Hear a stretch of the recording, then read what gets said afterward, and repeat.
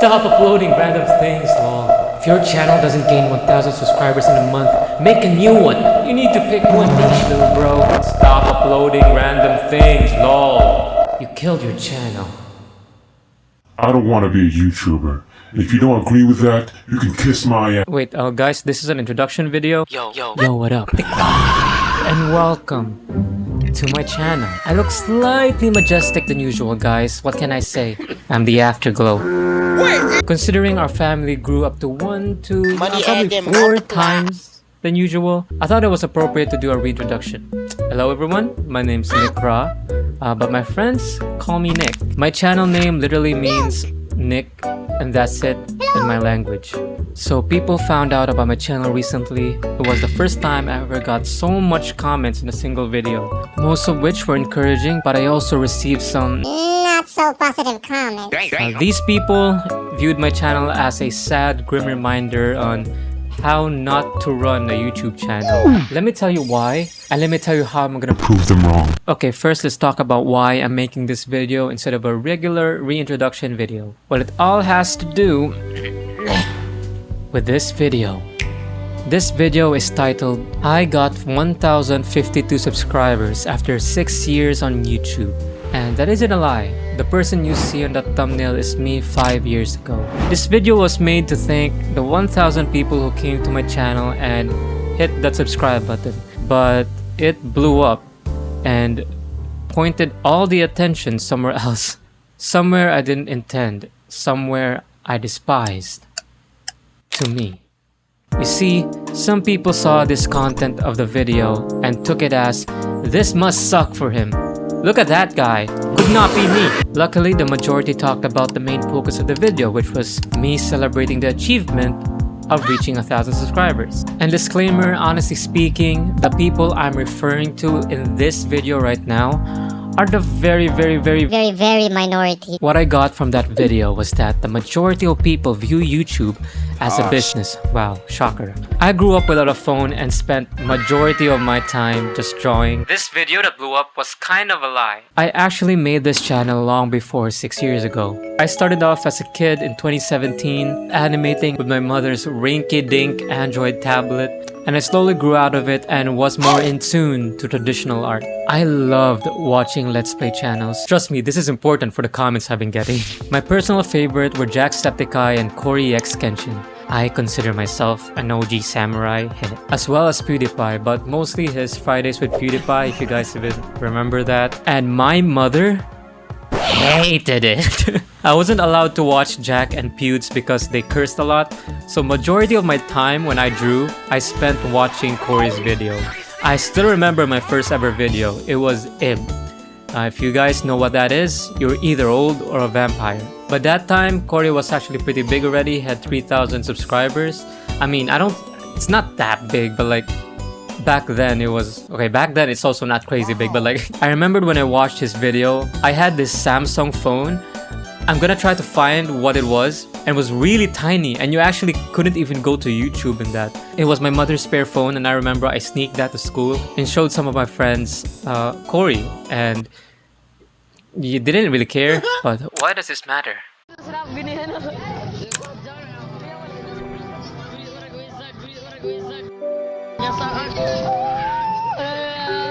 This was recorded on my PS Vita. Fast forward to 10-something years later, here I am in the living room, trying to be as quiet as possible at 3 AM. You can literally see the sunrise as the video progresses. With a 12-year-old laptop that wasn't even his, it's my brother's, and it could barely run games. And it wasn't just because of those YouTubers I mentioned earlier. It was the pandemic. The hobby that I built all those years started to feel something that I had to do to feel some semblance of a life, you know, at the time. Here are some of my artworks back then. They're very cringy now, but yeah, I never posted them in social media platforms, and I found out about Filmora. It's an editing software that I stumbled upon while I was trying to find a software for my project. It's not good, it's not good, but it was able to run my brother's antique laptop, so you know, I used it. And immediately, I was hooked. Remember when I said I used to animate for fun? Little did I know Editing had so much in common with animation. Literally, you can control keyframes, opacity, zooms, squashes, slides, pans, pops.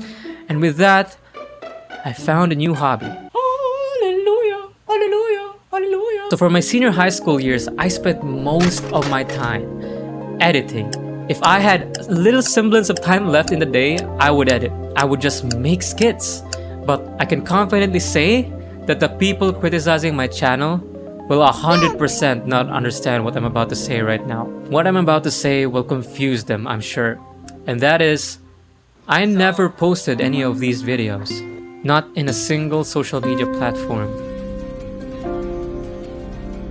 Yeah, this is just me showing how much I really enjoy editing. That's why I always consider myself not really a YouTuber, because I'm gonna be honest, I don't really enjoy YouTube. Like, posting a video is cool and all, seeing comments is fun. The process of editing and making the video wastes YouTube so much for me that I see people ask me, how did you stick for 6 years without being monetized?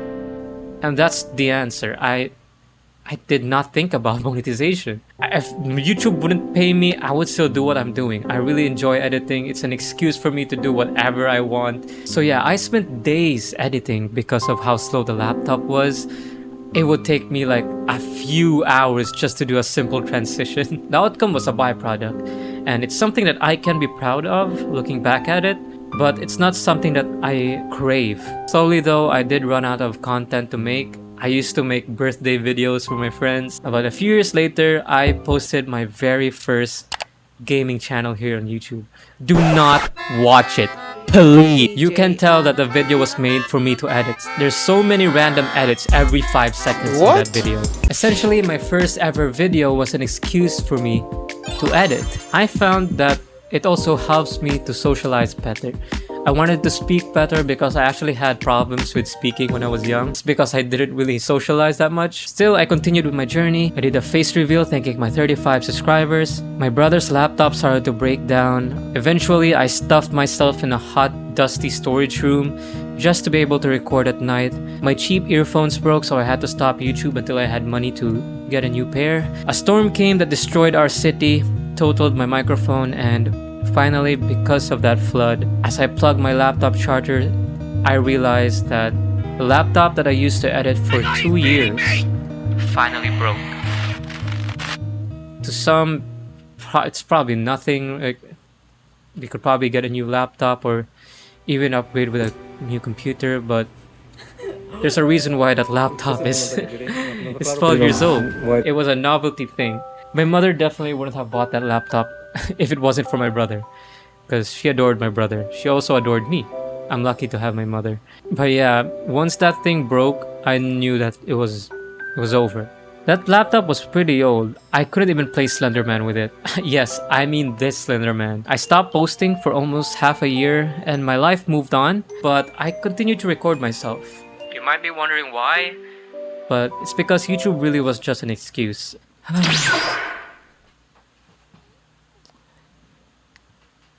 I'm gonna re-record this part of the video. When making my video, I was very shy and I found out that imitation helped push me out of that box. The YouTubers that I watched before helped me in doing so. Cory, Jacksepticeye, and PewDiePie. These 3 here are the Hokages to my channel. But I also took inspiration from modern YouTubers, such as Gaogura, which is where I got my inspiration from my intro, my avatar, and even my name. I got inspired by PewDiePie to do Appreciation Day 2. It's based on his Fridays with PewDiePie. I was a bit afraid to do so because someone can come to your channel, see that you have a measly 20 to 35 subscribers, and have no filter whatsoever. A lot of you guys already know that my biggest inspiration is Cory, and what pushed me to put myself out there was a random video he made. I don't even know the name of the video, but it was a video where he talked about the origin of his channel. If you guys didn't know, Cory started off as a talking channel. He made skits here and there too, and he started off inspired by a Filipino YouTuber named ND Titan Lady. You know, it kind of made me wonder if everyone was going through the same situation as me, whether or not big YouTubers, the ones we have right now, were also afraid to click on that upload button. So I uploaded my first video, very scared. Then the next, then the next, then the next, until my channel eventually became a gaming channel. And I hate this fact about my old videos, but I went overboard with the Corey style back then. Speaking of Corey style, I get really positive comments regarding how they like the fact that my style was similar to Corey's, and I also get comments not liking the similarity, and I 100% get it. Even I've been actively trying to distance myself from it. If you notice from my new videos, I use a lot of movements and animations than I normally would, and in general, I've been experimenting with different editing effects. I think I'm starting to bud off from that. I like to think so.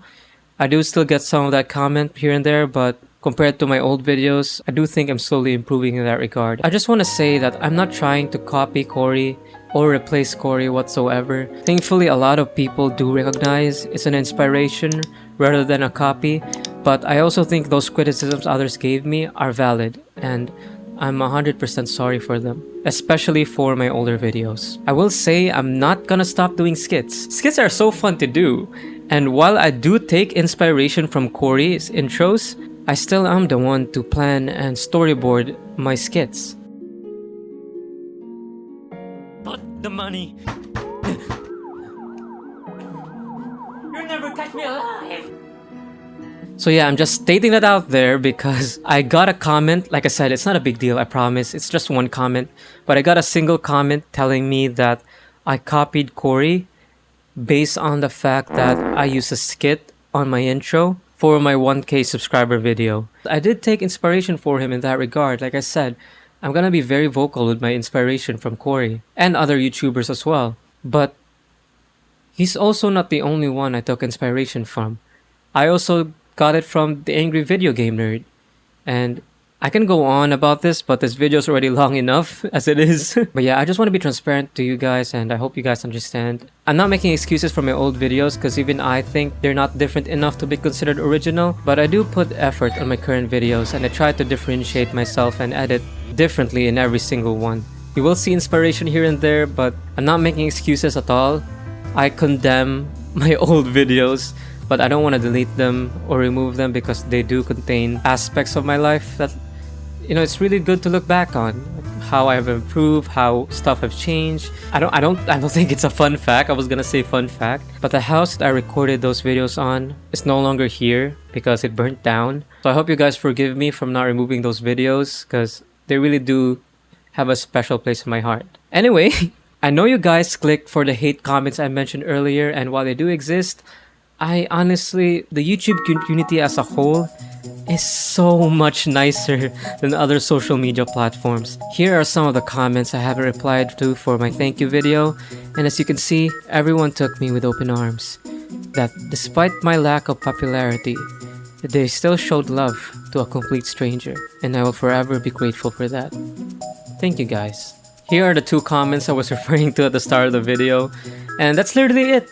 That's all the comments I got that was this bad. It did suck when I first saw it because this is actually the first post someone made about me ever in my life. This wasn't a comment from the video, it was someone's post about me, which you could consider worse or not. But honestly, there's no use in dwelling on it. I really just needed a good title for this video anyway, so I guess thank you. Wow. Anyway, I know I haven't posted Appreciation Day in a while, and I promise as soon as I have time next week, I'm gonna do it. But mind you, I am busy. If you guys didn't know another information about me, I'm a biology student on my 4th year, and it's been very busy, but it's not stopping me from doing what I want. Okay, I don't want to be depressed in my chair and in my desk every time I come home. I just want to be semi-depressed, that's all. Oh my god! I also see multiple comments from the thank you video from other YouTubers, small and big, and they were venting out their frustration in YouTube and their struggles. And that's honestly very relatable, guys. I'm sure everyone there understands how you feel, and I really do wish you guys the best of luck. To all of us even, we all need it. I know it's important, but don't forget to prioritize your health. If it gets too tiring, then don't be afraid to take a break. Don't sacrifice your health for a few clicks. And just know, for every criticisms you get, You always have that one viewer that comes back to cheer you on. Alright, this has been Nick, and as people said, You killed your channel. This isn't how it's supposed to be. watch me. Way up life, way up life. I heard you say we were on the same street.